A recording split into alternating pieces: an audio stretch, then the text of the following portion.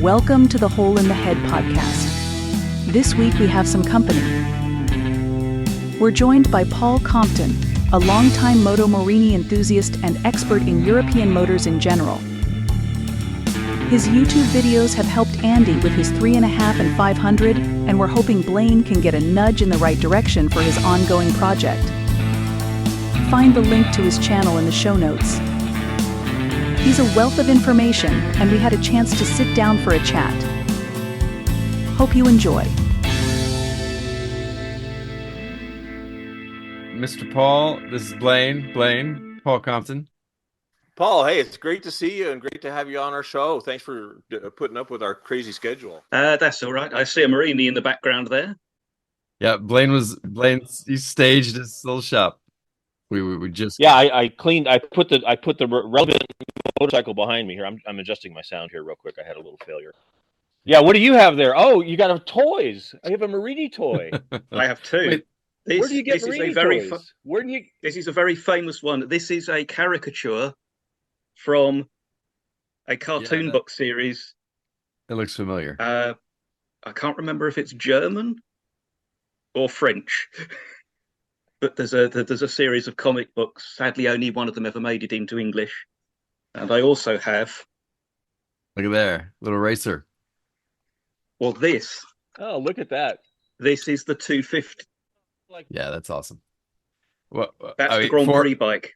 For a listening audience, we're getting some examples of Morini toys. By the way, I'm not going to show you all my little models that I have up here. Paul, we wanted to just keep going. Well, we wanted to have you on because a bit of backstory is that I had my 3.5 that I acquired a few years ago, and Paul has a YouTube channel that is all but comprehensive, unless I just haven't seen all the videos, on how to get through a Morini, troubleshooting things, taking things apart, putting it back together. And 9 out of the 10 problems that I've had on my 350 and even my 500, I just had to dive into Paul's videos, and it was super helpful. And so acknowledging that, and don't want to just say, hey, here's Paul, the Morini guy. We're going to talk to Paul. Is a much more in-depth, colorful person, and there's more facets to Paul, I'm assuming, than just Moto Morinis, right? Is that true? Is that fair? He's one-dimensional. That's it. No. Well, apart from Moto Morinis, I may have branched out into Bianchis and Guzzi's and Gileras, none of which I own anymore, and also Yamaha GTS thousands. Motorcycles. I rode a GTS. Those are the bikes. Yeah. I currently own 3 Lotus, 1984 Scirocco, nice, which has been electric since about 2000. That's currently being restored. And I have a G-Wiz, the horrible little Indian electric car, much maligned by Top Gear. Yes, I was going to say the only reason I know of that is because Jeremy Clarkson speaks so glowingly of it. Jeremy Clarkson is a professional idiot. He is very good at his job. Well, he's welcome in my home just because he's so professional about being an idiot. So in my house, if you're entertaining, you can probably get away with anything, and I think he's entertaining. So, but anyway, I appreciate your background and telling us a little bit about what you have there. It's all stuff we love. We love English stuff. I've been a Land Rover guy. I've had 9 Land Rovers in my life, and haven't had many English bikes, although I'm on the hunt for a Douglas. Mostly so I can say I took the Dougie out. I went down to the waterfront on the Dougie. But I'm desperate to have a Douglas. And so if you know one, let me know. I'll come over and buy it. But generally, I do know a fact about certain years of Douglas that used to drive people on American engineering forums completely insane. All of their fasteners of any diameter were 25 threads per inch. and none of the American guys would believe they weren't metric. Right. But this is a very good English tradition to always use confusing fasteners so that Americans can't repair fairly simple things. And I used to swear, I had Jaguars for years, and I thought for sure there had to be a station at the factory that right before they put the engine in, they send some guy named Nigel in there with a hand grinder and says, sharpen up every exposed surface so that they can't possibly reach in here without cutting yourself. And so as much as I've loved all the British things of my whole life, they've constantly been confusing. Well, the lovely thing about standards had to acquire is how many there are to choose from. Yeah, well, everything's standard. There's three that are just within the same range of standardness, right? Like of Whitworth. Well, there was a guy I used to watch on YouTube. I forget his name now, but he had a thing for collecting tap and die sets. So I sent him a set of 5/16 by 27 TPI left-hand taps and dies. They are UNS, Unified National Special. So they are a standard special thread. They were used in the aircraft industry for like 2 planes. Okay, Paul. And then they moved on. Just give me one bit of insight. Okay, this is just ridiculous to have every fastener be different. But yeah. So just tell me, why did that occur in England? Just give me a quick synopsis of how in the world can everybody who builds something design their own bolts and taps and dies? You've got to remember the early motorcycles were nearly all bicycle makers who bought an engine from somewhere. And generally speaking, that meant France, because they were at that time leading the world in engines. So the engines would come all over with French cycle threads and go into bicycles with British cycle threads. And some of them would be gas pipe threads, and some of them will be fuel threads. And then the BA thread is metric. Well, I do like the fact that you haven't missed an opportunity to blame the French for something. So that's very, very British of you. So that's good. Oh, we like to blame the French for everything. Well, there has been a little bit of rivalry with the French over the years, and then there was the famous newspaper headline of "Fog in Channel, Continent cut off." Sneaky. Well. So there we go. So Paul, how did you? I mean, because Morinis, it's not a it's one thing to say, a Harley guy, because they're a dime a dozen maybe here and everywhere else, but like Morini is a pretty specific mark. And so what brought you to those to begin with, right? Like, was there I can blame one person. Yeah. Was he French? And that would be Rowena Hoseason, who used to another foreigner. Rowena and her partner Frank Westworth. Frank Westworth, he edited one of the four-wheel drive magazines in the UK. He's done classic car magazines. They ran Classic Bike Guide for years. But I can't remember which specific magazine. I've probably still got it. But there was an article on the Italian alternative. And in there, it mentioned that Morini did a 125 single, which was half of the V-twin. Mm-hmm. So when I was thinking about getting a bike license again, I'd ridden in my 20s on, at the time, did I even have to do a CBT back then? I think I did. That's compulsory basic training to be allowed to ride a 125 power restricted machine on L plates on a learner license. I had the worst example of a CG 125 that would still move and be legal.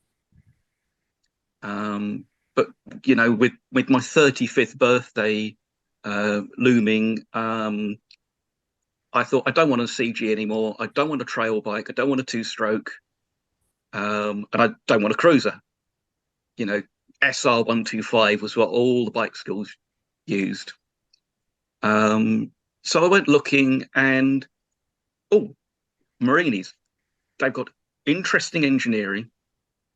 And here's a 125 that is now, thanks to when we were part of Europe, legal, because it used to be a 12 horsepower limit, which was 9 kilowatts, and that changed to an 11 kilowatt limit, which meant that the Morinis quoted 14 horsepower. It isn't. It was then legal. So I went out. Well, first of all, I went to in Moton in South London, and they had a bike in for £800. And I went down to see it, and it was sold. The owner's son had sold it, despite the fact I'd put a hold on it. So then went up to North Leicester Motorcycles, had an example for £1,000. Met Stuart at North Leicester Motorcycles, got on with Stuart, did a deal on the bike. Okay, how am I going to get it home? Well, you're going to ride it. Get someone to give you a lift up and ride it home. It's only 80 miles. So I got as far as the local chippy. And then the clutch cable snapped. And this was in the days when they used to shut early on a Wednesday. And I just managed to catch them. And Alex, the mechanic, was sent out with another clutch cable in his jacket and swapped it on the side of the road. And then I rode it home without too much further difficulty, though I never did get that bike to run quite right until I owned it for the second time. And when I came to sell it, I finally sorted the carburation out. Well, hey, let me just do a quick insert for our American friends here. So one, I don't know what chippy is, so I'll come back to that. But first of all, we are totally unaware of all these legal and illegal registrations and CC sizes and tax things, because we just pump up everything and ride it as fast as they can go, and we don't care if they're legal. And where I live now, there's absolutely no chance that anybody would stop me for anything. And the registration is blindingly simple here. So, and it's dizzyingly bureaucratic in England. I understand that. So, but anyway, there are all sorts of things that you have to navigate when you're making a motorcycle choice based on registering it and the tax that's attached to it. And so, and England's kind of really punished displacement. All European countries have punished displacement over the years, where here in the United States we embrace it, and there's no extra charge. So anyway, I just wanted to say that. The other thing is that this is something that you will never find in America, is that if your clutch cable has failed and you call a motorcycle facility that might have a clutch cable, there is no fucking way anybody is ever going to bring one out in his jacket to you. That is so charmingly nice, polite British. Kudos to your culture. You are a more civilized place for sure, because there's no way you'd ever get anybody in the U.S. To hold a shop open for a second longer to wait for you, or to bring you a clutch cable. Well, I always had a great relationship with North Leicester Motorcycles. Stuart finally managed to retire a few years ago. But, he had a reputation as being a tight northerner. You didn't get a deal out of Stuart. And I got a couple out of Stuart, over the years. And his son, Alex, was their chief mechanic. He and I got on really well. He had a brilliant technical mind. Sadly, we lost him to cancer a few years ago. And even right towards the end, he and I were joking about his illness together, because he was that kind of guy. And Stuart's still around. His younger son runs more of a high-end bike business, likes to sell the expensive stuff. Doesn't really do the same amount of service work. And sometimes there's a little bit of gentle ribbing from Stuart about, you're making all these videos showing people how to fix their Morinis and they don't bring them here. And I said, well, they do if they're close, but if they're down south of London, they don't want to come all the way up to you. They might come up to me. And Rob in stores always reported that parts sales went up. Yeah. Well, in NLM, and so anybody doesn't know, North Leicester Motorcycles was the only real place you could reliably get Morini parts. And so any sort of perishable or used up bits, you had to order. And so I would call, and their website sucked. I mean, really, about ordering stuff because there was no pictures. It would say it would have the little Morini logo, and this particular gear or side cover, whatever it was, it would just say, trust us. Unless you know specifically what it is and what you need and part number, you're not going to be able to see what this is. And so I'd have to call at 3 o'clock in the morning or get up at, because they close at 4 or 5 in the afternoon. And so I got to get up at 6 a.m. to make a phone call to order, starter drive bushing or something, whatever it was. And so I would have a couple chats with Stuart about getting X, Y, and Z part. It turns out later you can use a regular old Gates belt. You know what I mean? On for the timing belt, the cam belt, yeah.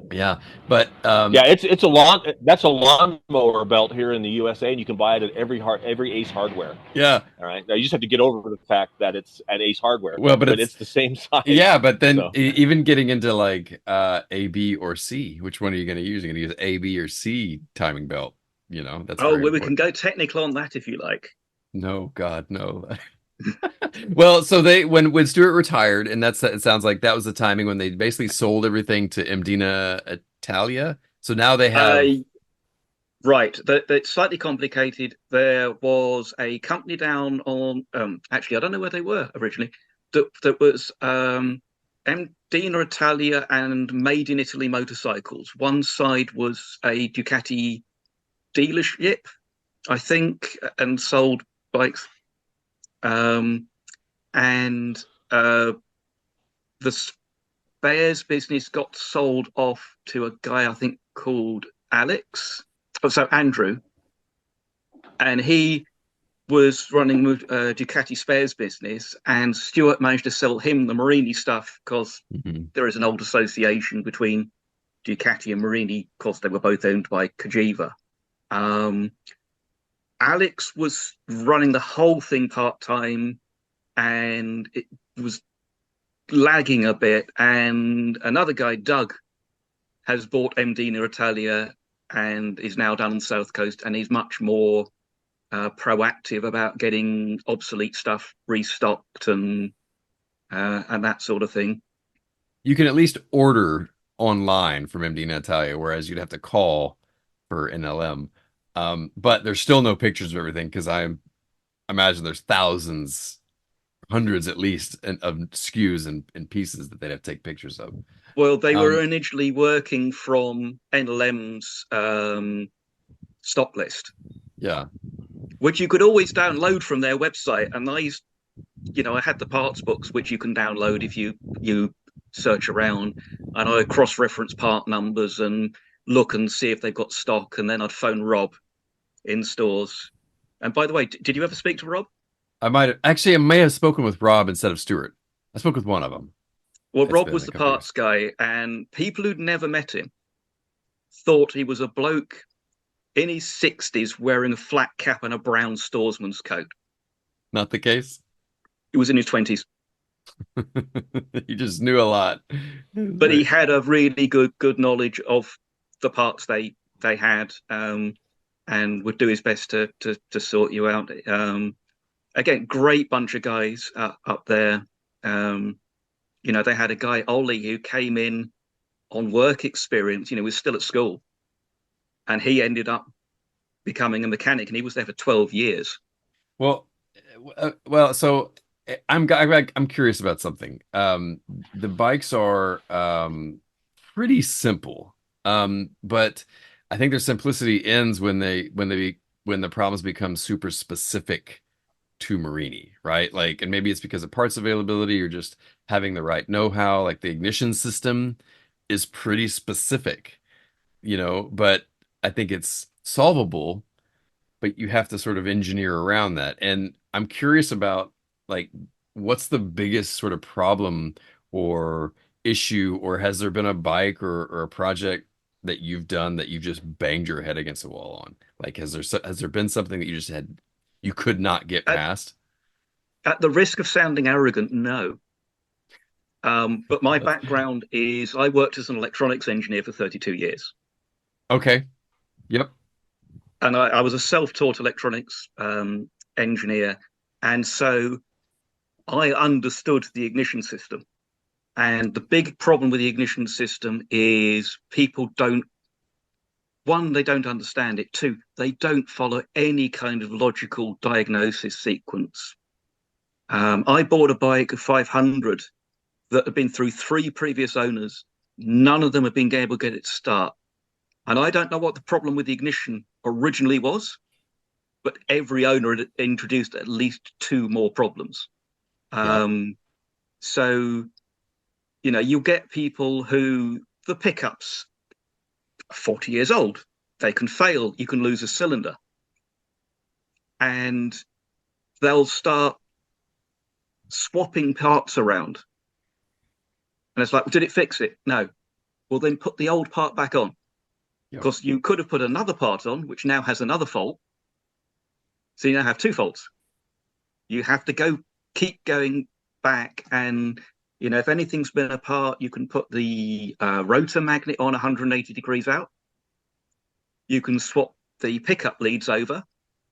You know, a very common one for a while, for a few years, was faulty ignition switches and kill switches, because you stop the ignition by grounding the output from the high voltage coil on the alternator. So the first thing I do if a bike wouldn't spark is I'd find the green wire from the alternator and connect it directly to the ignition boxes. Mm-hmm. So the kill circuit's gone. Well, there was an issue. Half the bikes came to life with the kill circuit gone. Yeah, and there was an issue if you introduce 12 volts into that system or if you put 12 volts on the whatever they call them, little black boxes, transducers, then you'll fry them. But yeah, that's the one that makes me twitch. Well, that's the first thing I did when I got my 350 was I'll just play around with the wires. It's not the 12 volt; it's the fact that they call them transducers. Okay. Because they're not transducers. It's a bad translation. A microphone is a transducer. It changes sound pressure waves into electrical energy. The pickup is a transducer. It's changing a moving magnetic field into a voltage. The ignition boxes are not transducers. You know, my electronics background means that's just a bad translation. It's wrong.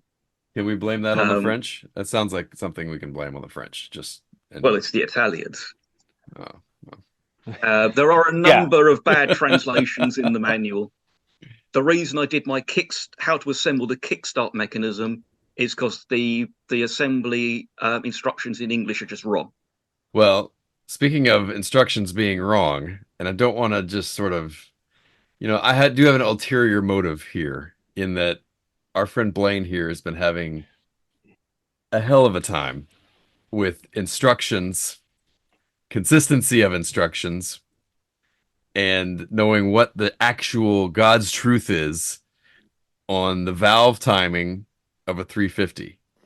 And so, you know, rather than sort of making this a troubleshooting, hey, do this, do that, I'm just very curious if Blaine, you can sort of, if you're willing, Paul, Blaine, sort of just pitch the problem.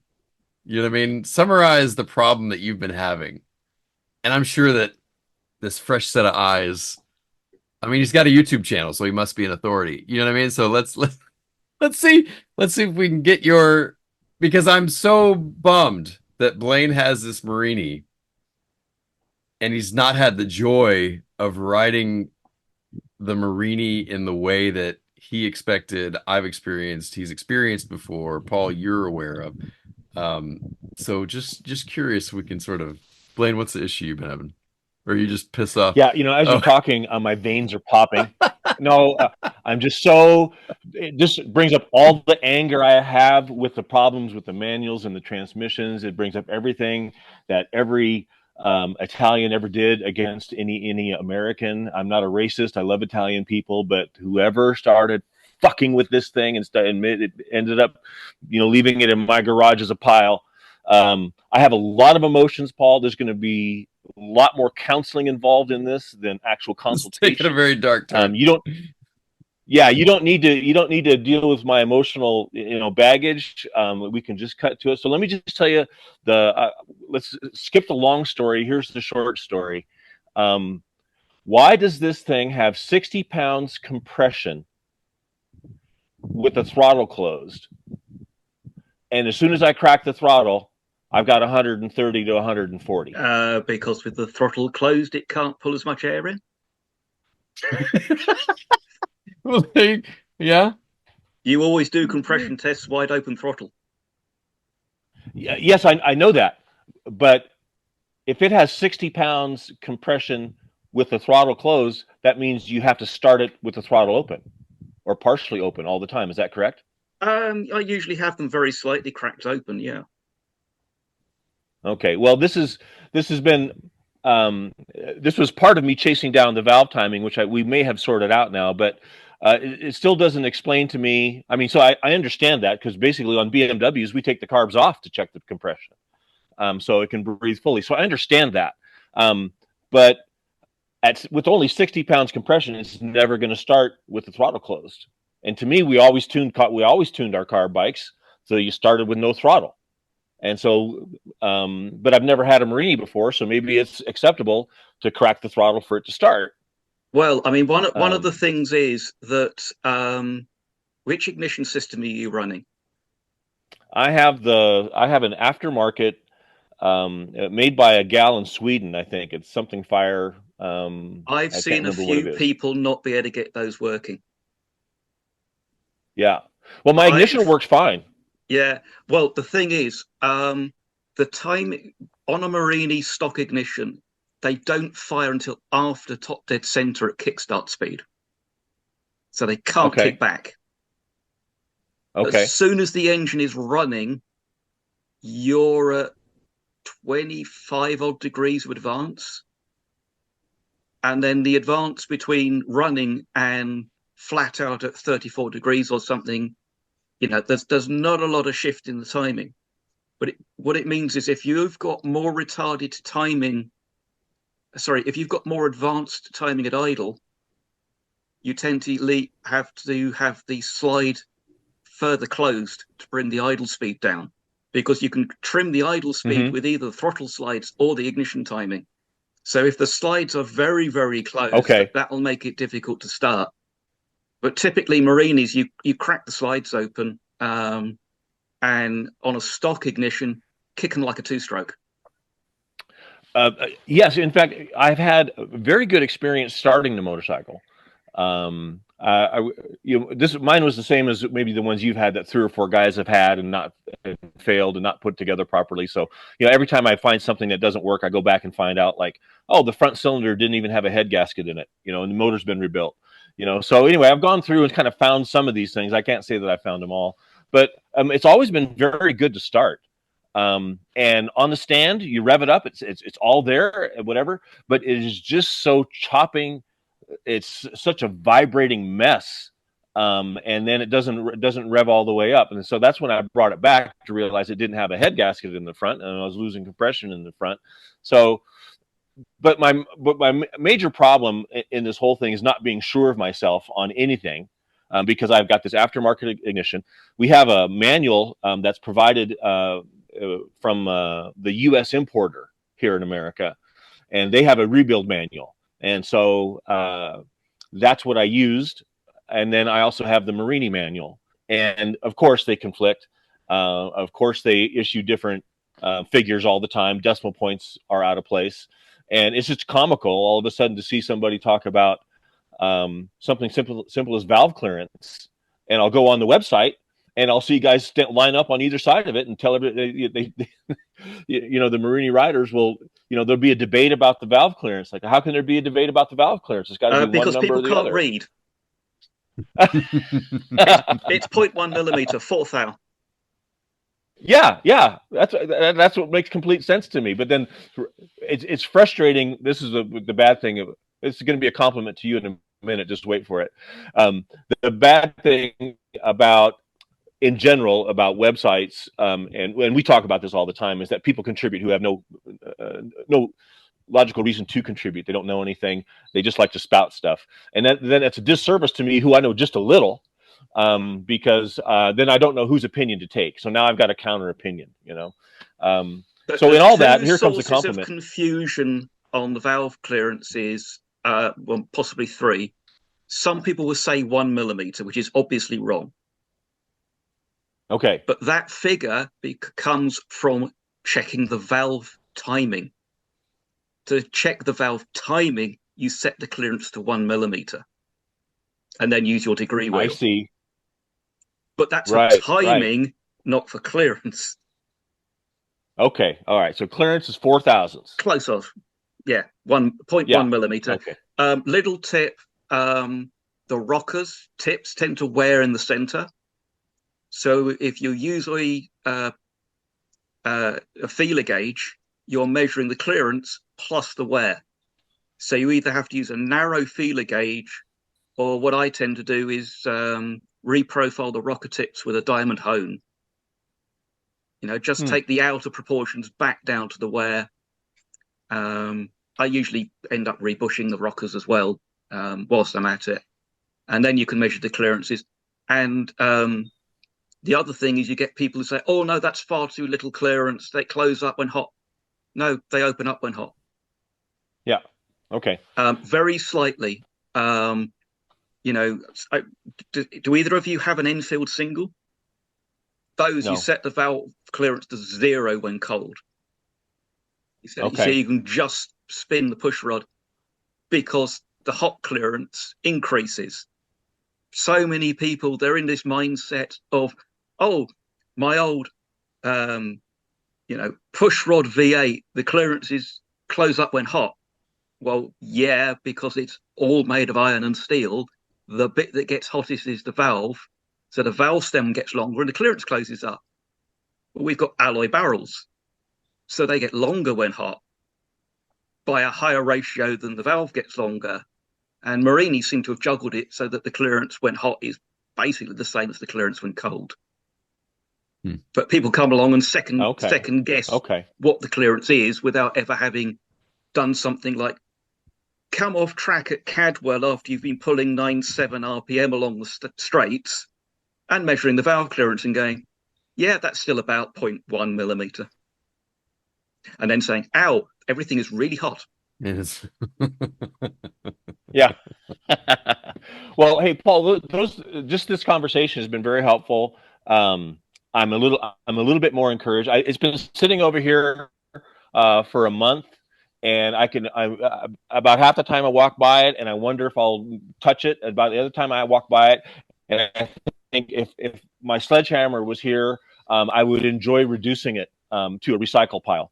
It's been that frustrating to me. So I'll take another crack at it. But I do want to say this, is that I too found your videos, and to me, I think it's just remarkable. One, there's a lot of sanity in your videos, which I appreciate.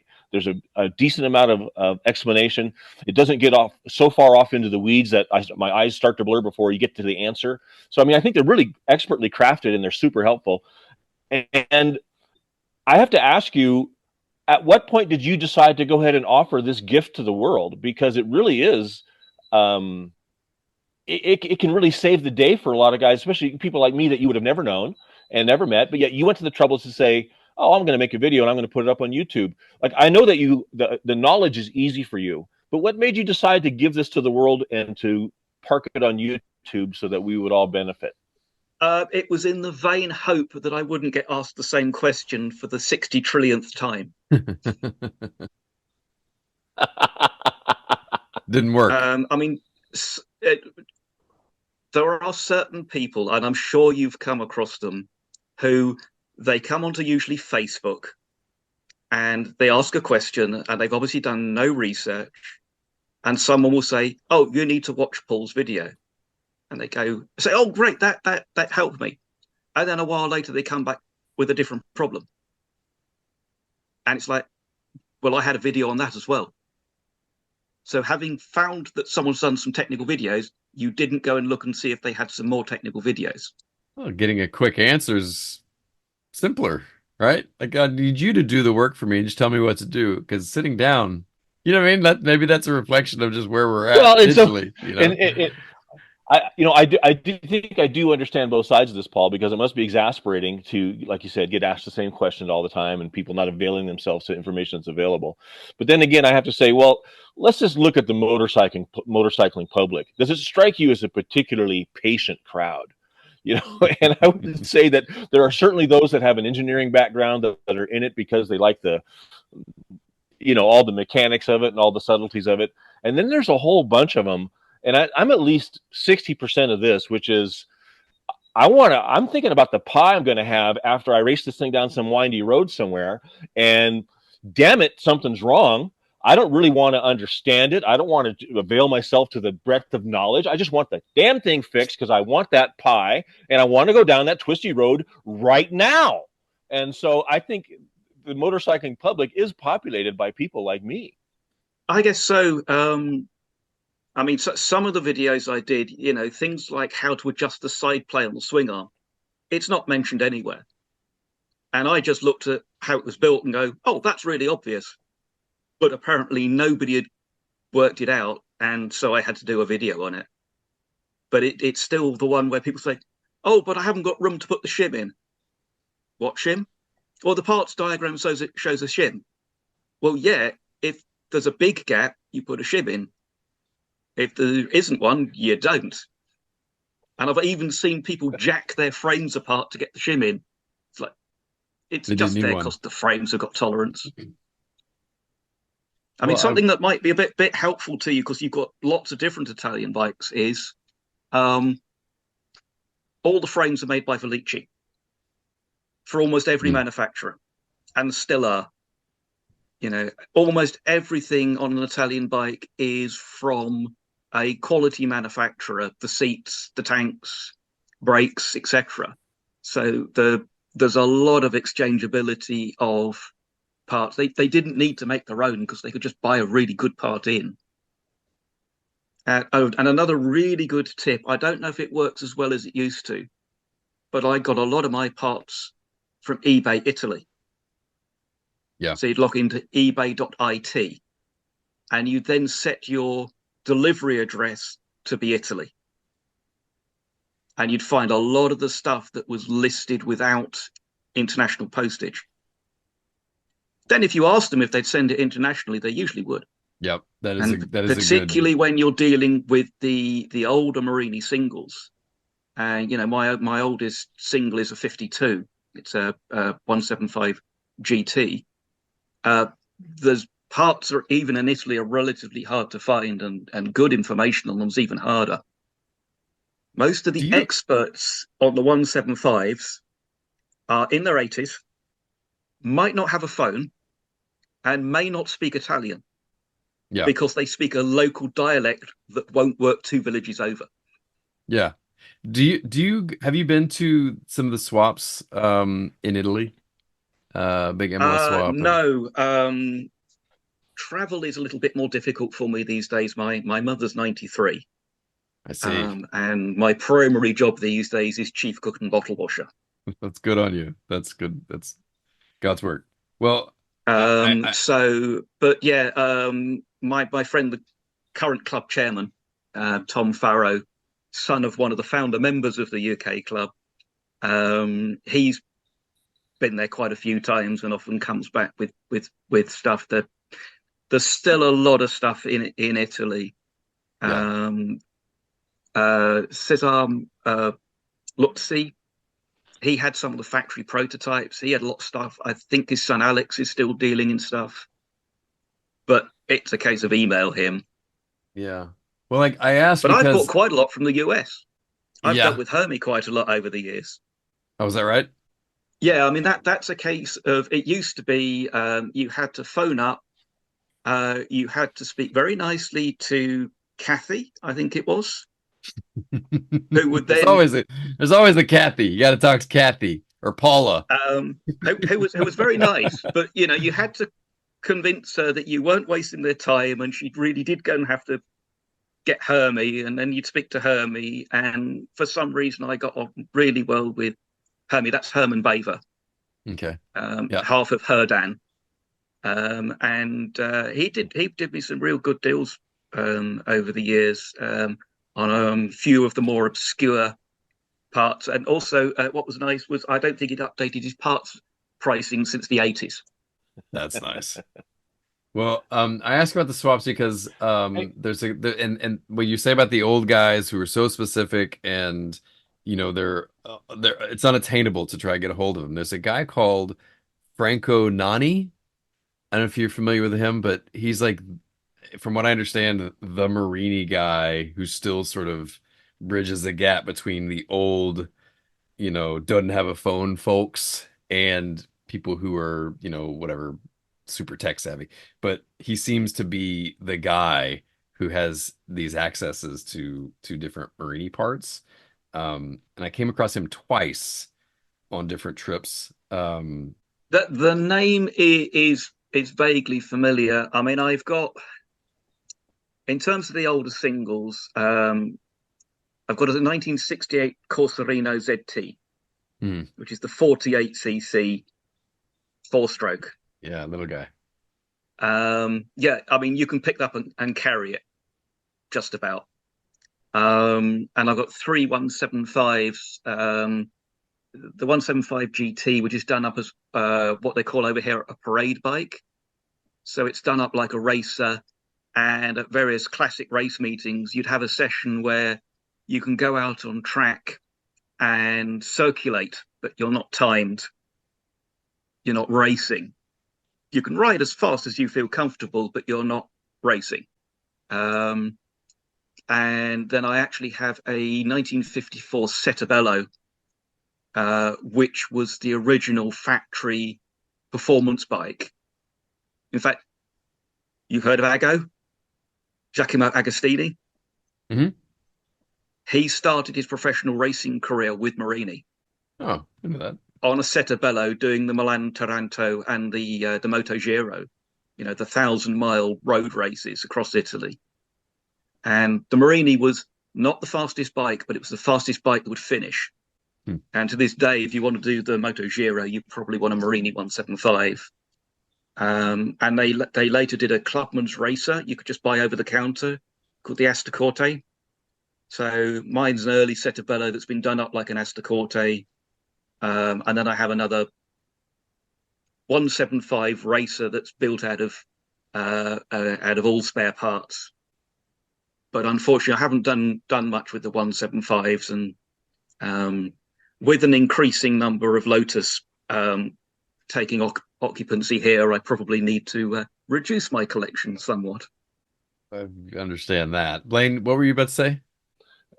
Two technical questions that are almost unrelated I'd like to ask real quick, and then I would like to make an observation after you respond. So for first technical question is, because my bike has had so many owners and everybody talks about the motor being rebuilt, and I have all the receipts for it or whatever, and I have no idea what's really going on in there, so I'm going to have to get it apart to look, because I keep finding terrible things happening. But one of my questions was, is it possible that someone or will a Morini 500 camshaft ever be confused for the 350 camshaft? That one's really simple. They have a different base circle diameter. So the 350 cams are all 20 mil base circle, 500 is 17.5. They had to make it smaller to actually get it to clear the crank on the 500. It was at one stage kind of considered a performance cam in a 350. But of course, you want to get it timed right for a 500, even if you've got it in a 350 engine. Okay, that's great input. Thank you for that. So basically, if it fits in there properly without a sleeve or you're saying I have the stock 350 cam, and if it was a 500 cam, it would be sleeved up for the. No, it's the base circle of the cam profile. Mm-hmm. If you okay, 90 degrees to the lobe, that's the base circle diameter. Okay, all right, so I can check that. So now here's the other question that is, Andy's going to roll his eyes because this has nothing to do with anything we've talked about so far. But when you're a motorhead like we are, I hear you say Lotus. And when I hear Lotus, I think how that connects to me. And I have a Renault 16 motor and gearbox that I'm about to put into an old Citroen.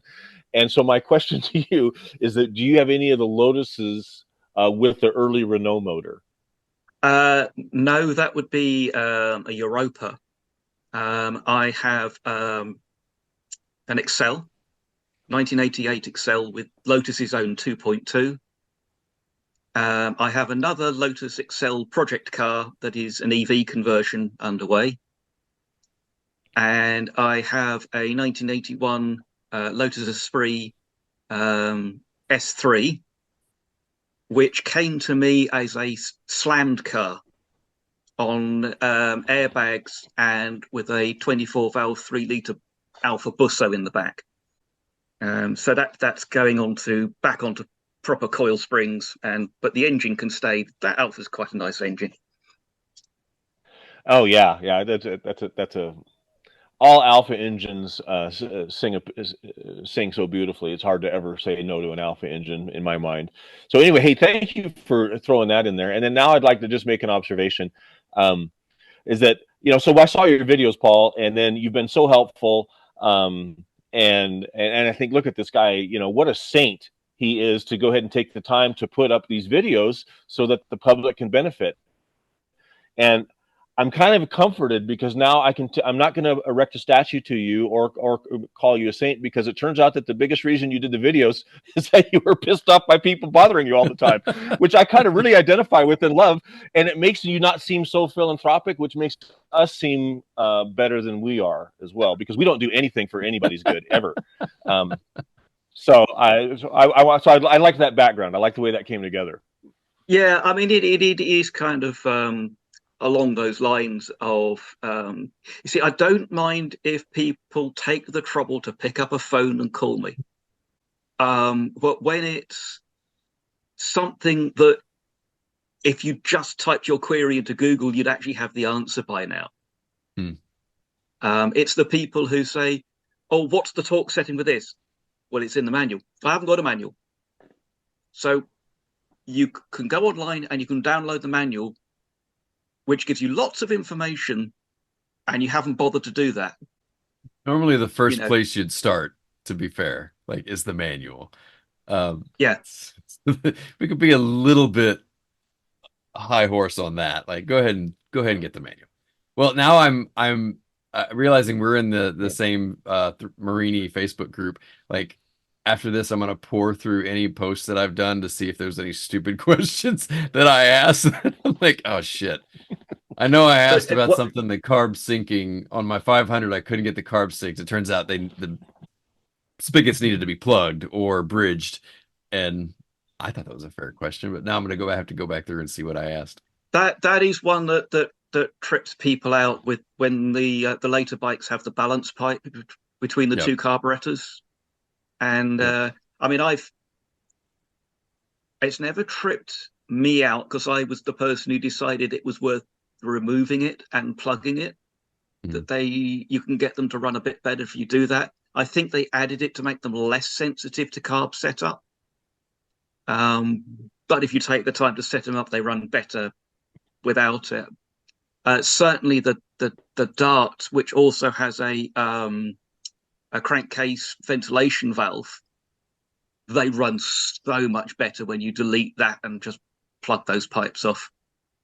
They actually suffer from a nasty ignition related problem of they run the Japanese Kokusan ignition, and they don't have an advanced curve, they have a step, and they'll actually hang on the advanced curve. So when they're hot, they'll want to idle at 2,500 RPM because they've got too much advance. And if you drag the clutch and bring them down, they'll suddenly idle at 1,100.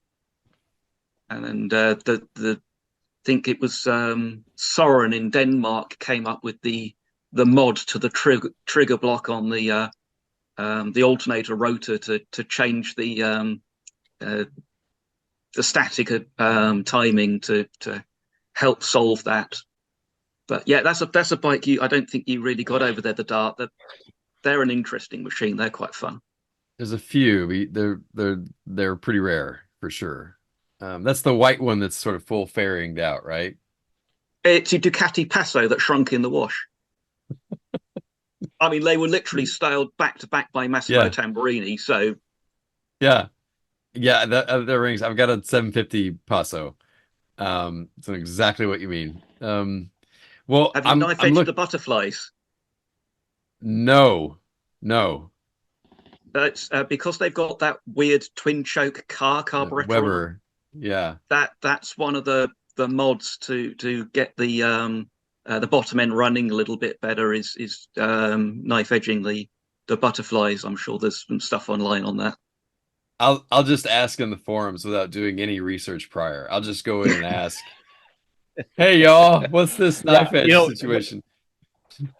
Hey, that does bring up, there's a little bit of an uncomfortable pause probably with some of our listeners because, Paul, I just want to confess that I'm the guy that asks questions without having the manual.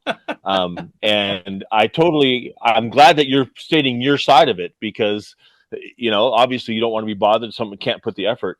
But once again, if I can just have you be aware that the reason a person asks a question without having the manual, because he's on his way to get pie and he wants to go down that twisty road.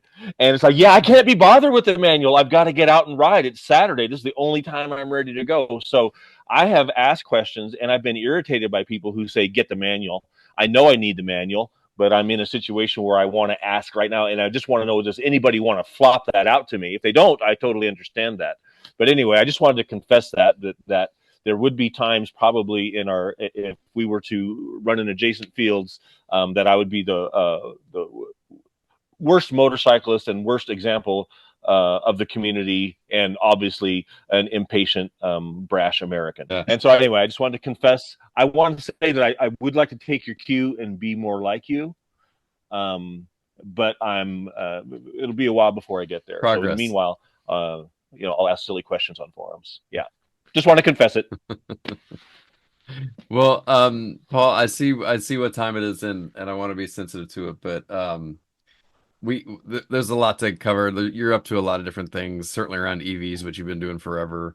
You said the Lotus that you have is an EV conversion. Is that something you did, or that's not an uncommon thing, the Lotus EVs?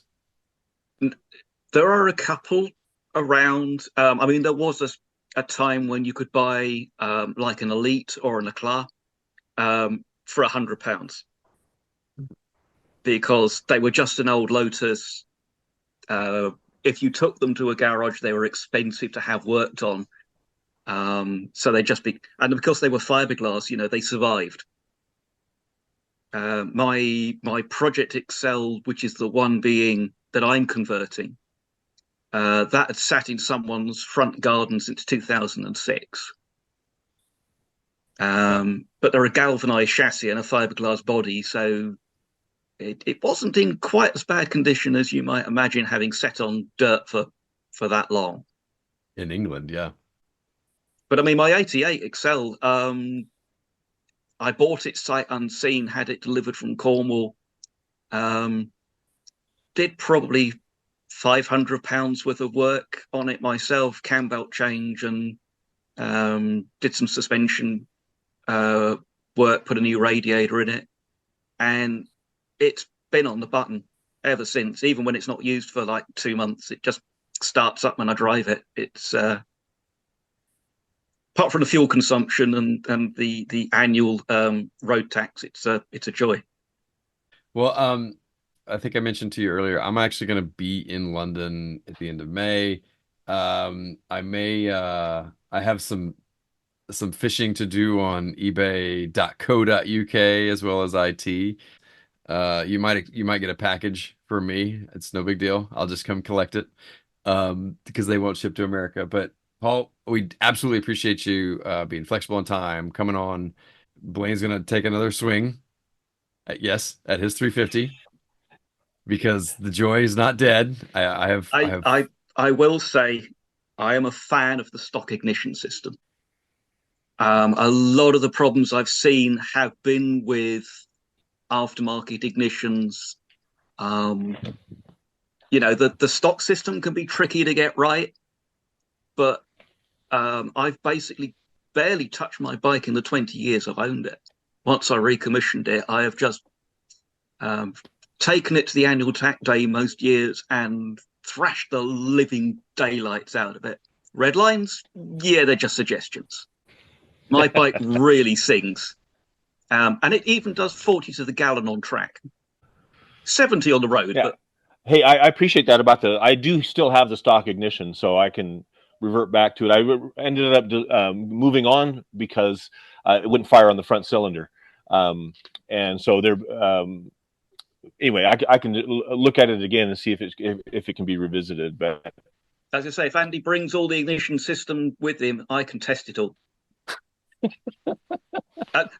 that would be a set of crankcases driven by a motor that I can set everything up. At the moment, is sitting at the end of my bed with a blanket over it because it's how my elderly cat climbs up onto the bed. I could easily replace it with a box and actually get it set up. In fact, I have to. I've got somebody else's ignition set up here to go, because I need the flywheel. Oh, I can have a flywheel, but your stator, your pickup, your ignition boxes, I can test the whole lot and check it. Oh, fantastic! We may take you up on that. And also, if you can hunt me down a Douglas pre-1937, and after 1929. So that's what I'm looking for. That's probably a fairly expensive bike. The prices are a bit soft at the moment for two reasons. One is a lot of the owners are kicking the bucket, and there's not the interest in the older bikes in the younger generation. And secondly, the whole market, classic cars, bikes, it's all down quite a bit at the moment with the economic situation. Yeah, just if you happen to hear one, don't put any effort out there. But if you happen to hear one, just because you're there, and stranger things happen. We talk about this all the time. We float these ideas out, and then pretty soon we find them. And so, and if you want any more Morinis, I've got plenty. I'll see if I can live with the one I have. Although I'm thinking about maybe I should get some toys, because then I wouldn't be disappointed when they don't run. So maybe I'll just get some toys and make the noise myself, because all I know is that mine doesn't make any noise. So, well, it's an inanimate object and must therefore eventually respond to reason. I'm glad you said that, because I don't feel that way. I feel like it's got something against me. It's caused me emotional harm. I believe that there's a force in the universe that has become angered by my flippant, impatient ways, and I feel like I'm being punished. I can think of a million reasons why that motorcycle won't run, and almost none of them have to do with the mechanical actuality. None of them are logical. So I'm glad you say that. Well, I would tell you that a friend of mine has a 2008 Golf that he calls Damien. And he brought it to me because it had thrown its second timing chain in 100,000 miles. And foolishly, I end up agreeing to take it to bits and fix it. And I now have a list of German engineers who must be eliminated. Yes. You should not have to buy a 1 foot long ball-ended Allen driver to remove two of the sump bolts, having specially aligned the flywheel for access, and then discover there is no official procedure for how you meant to get them back in. But it got fixed, and it ran better than it ever had since the day he owned it, which is probably due to the copious amounts of carbon that I made him remove from the cylinder head. But yeah, I did not enjoy that experience. That was a long slog, and Morinis are easy. Morinis are so easy in comparison. In fact, I'll relate a very quick story. I had a guy call me up, was rebuilding an engine for a customer. He was a Japanese two-stroke specialist, and he'd misplaced one of the spacer washers on the selector shaft. And I was able to say, oh, yeah, you probably find it on the floor because they stick to the inside of the case, just look like a boss on the case. So but in any case, they're just 1 millimeter thick. They're nothing special. But he said, what amazed me was after I'd taken this engine apart and had it on the bench, he said, how can a twin cylinder 4-stroke engine have less parts than a Japanese 2-cylinder 2-stroke? It's true. He was astonished at just how simple Lamborghini had managed to make that design. I am encouraged to hear that. However, I've never felt more stupid in my life. And so, and I know you don't mean to put that on me, Paul. That's all of my own upbringing. I don't know. Maybe my dad should have played catch with me. I don't know. Anyway, Paul, thanks so much. A thought that occurs on your engine, because you don't know what somebody's done to it. I have seen engines with one sport piston and one Strada piston. Oh, they maybe replaced one of the pistons. Yeah, they're okay. So they're different weights and different compression. Oh, that's heinous. I'm glad you mentioned that. I do have the receipts from the purchase of all the parts. So let me look through and see if they. I just saw piston, and I don't even know if it said pistons. There comes a point where just take it completely apart and find out what's what and put it back together again. The other thing is they did suffer from Friday afternoon bikes after Luigi had a little bit too much Lambrusco fizz for lunch. Yeah, I think that's part of the charm, mystique, frustration, reality of old Italian bikes is that they just are a slice of a culture and a moment in history that are so specific, and they just sort of reflect that. And I think that's part of the romance of them.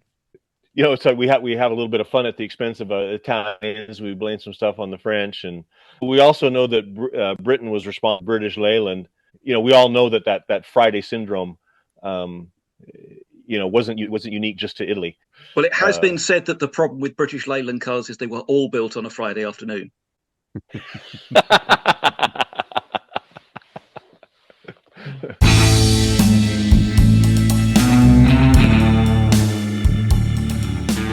This podcast is produced and edited by Hole in the Head Moto. Follow along on the socials at Hole in the Head Moto. Or you can send an email to actually@holeintheheadpod.com. You can also support the show via Patreon. Look for the link in the show notes. We'll see you next time.